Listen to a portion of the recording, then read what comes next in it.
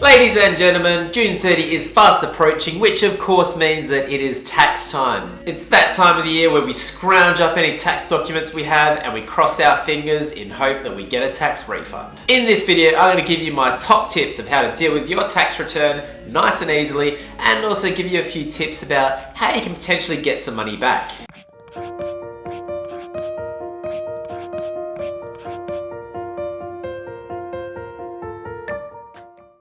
Hello, welcome back. My name is Brad and this is The Guided Investor. Today we are talking about tax. I'm going to give you my top tips on how to be organized for your tax, how to lodge your tax as simply as possible, and if you stick around to the end, I'm going to give you some tips about how you can potentially save a little bit of tax too. So without any further ado, let's jump straight in. One of the hardest parts about tax time is finding all those bits of paper that you need to include in your tax return. So things like receipts that you can claim, dividend statements, rental statements, all that kind of stuff you get throughout the year, but it just goes missing. Luckily, with a bit of prior planning, this can become very easy. What I do is I keep electronic copies of everything backed up to the cloud. Now you're probably sitting there thinking, what is the cloud? And the answer is, I don't know.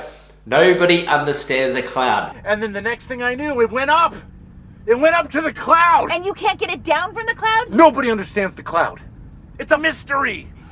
But it works. All you need to do is whenever you get a relevant tax document throughout the year, scan it into your computer and save it to a directory labeled tax. And if you don't have a scanner, that's fine too, because nowadays we all have one of these things. And these days you can download apps to help you scan in documents simply using the camera on your phone.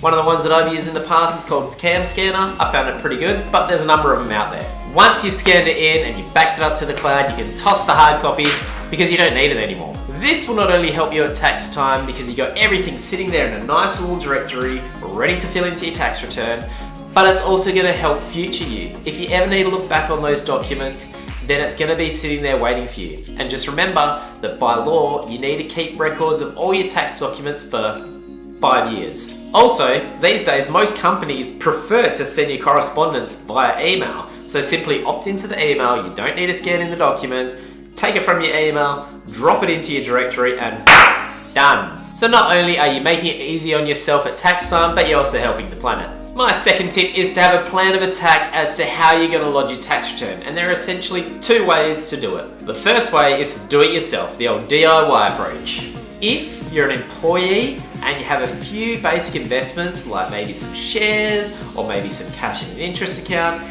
then it's worthwhile having a crack at lodging your tax return yourself. The easiest way to do this is through MyTax. To do this, you simply log into your MyGov account, click on the ATO services, and click on the Lodge button. This system is very simple and easy to fill in yourself, provided you have all the information ready to go, which you will if you follow my first tip. The second way is to seek professional services from an accountant. If you are running a business or you have more complex investments, such as an investment property, then it's often worthwhile seeking the professional advice of an accountant. Obviously, there's going to be a fee if you go and see an accountant.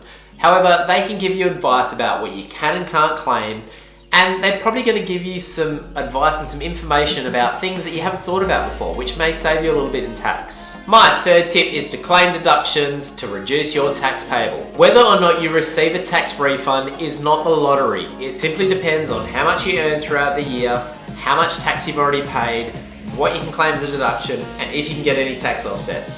Now, everyone's circumstances are different, and what you can claim as a deduction is going to vary from person to person.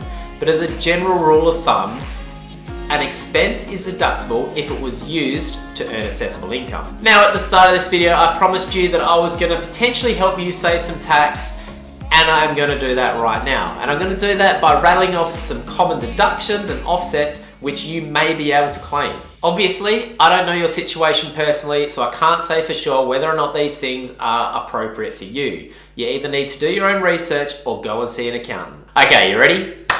Here we go. Claim work-related expenses. You can generally claim up to $300 without written evidence. If you're eligible, make a concessional superannuation contribution and claim it as a deduction. If you use your car for work purposes, then chances are you can claim some car-related expenses. Now, this doesn't include simply getting to and from work. If you're required to purchase specific clothing or protective gear for your occupation, then you may be able to claim this cost. Claim any donations you made to a registered charity.